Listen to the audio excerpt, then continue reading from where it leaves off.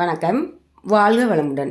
இன்றைக்கி கோதுமை மாவு, உருளைக்கிழங்கு மசாலா இந்த ரெண்டையும் வச்சு 2 விதமாக 2 ஸ்நாக்ஸ் செய்யலாம். அதுக்கு கடாயில் கொஞ்சமாக எண்ணெய் விட்டு அதில் சோம்பு, சின்ன வெங்காயம், பெரிய வெங்காயம், கருவேப்பிலை, உப்பு, மட்டன் மசாலா இதெல்லாம் போட்டு பச்சை வாசம் போகிற அளவுக்கு நல்லா வதக்கிக்கணும். அப்புறம் லைட்டாக தண்ணி ஊற்றிட்டு வேக வச்ச உருளைக்கிழங்கை நல்லா மசிச்சு போட்டுறணும். போட்டுட்டு அதையும் மசாலாவோடு நல்லா கலந்துக்கணும். கொஞ்சமாக லாஸ்ட்டாக கருவேப்பிலை, மல்லித்தலையும் போட்டுக்கோங்க.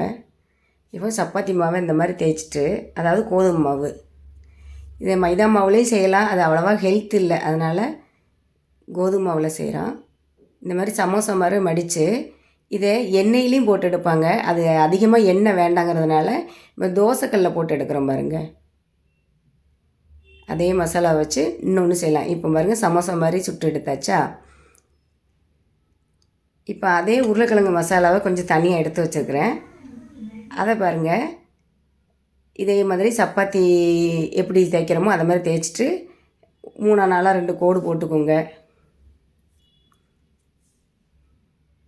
அதுலேயே இந்த மசாலாவும் ஸ்டஃப்டு பண்ணி ரோல் பண்ணி எண்ணெயில் போட்டு பொரிச்சு எடுத்துடலாம்.